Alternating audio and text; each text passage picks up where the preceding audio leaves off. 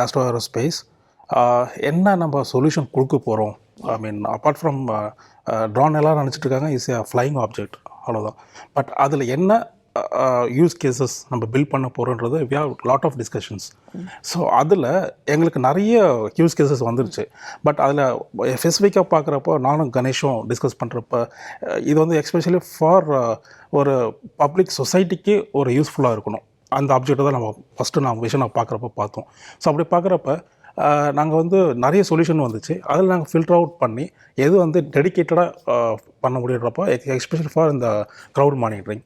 இந்த crowd monitoring வரப்போ நாங்கள் வந்து சரி க்ரௌட் மானிட்டரிங் ஓகே, இது எப்படி நம்ம யூஸ் கேஸஸாக மாற்ற போகிறோம் அப்படின்றப்போ நாங்கள் we are just closely work with our Tamil Nadu government police department.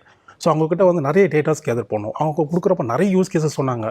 ஐ மீன் அந்த யூஸ் கேஸ்லாம் பார்க்குறப்ப எங்களுக்கு ரொம்ப இன்னும் நிறைய பண்ணலாம் அப்படின்றப்போ எங்களுக்கு really is a given more impact was. I mean எங்களுக்கு அடுத்து நிறைய பண்ணக்கூடிய வாய்ப்புகள் அதிகமாக இருக்குன்றப்போ சரி நாங்கள் ஃபஸ்ட்டு ஒரு சினாரியோ எடுத்துக்கிட்டோம், இந்த க்ரௌட் மானிட்டரிங் ஒரு சினாரியோ.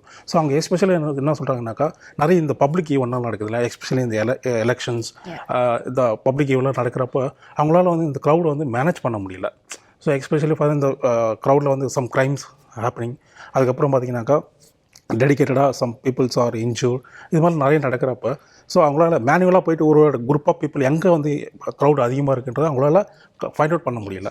ஸோ அப்போ வந்து அவங்க இந்த யூஸ் கேஸ் எப்படி சால்வ் பண்ண போகிறீங்கன்றப்போ just we are thinking okay இதை வந்து ஏஐயில் எப்படி கொண்டு வரலாம் அப்படின்னு பார்க்குறப்ப we just build our AI solution to எங்கே வந்து க்ரௌட் வந்து எங்கே அதிகமாக இருக்காங்க.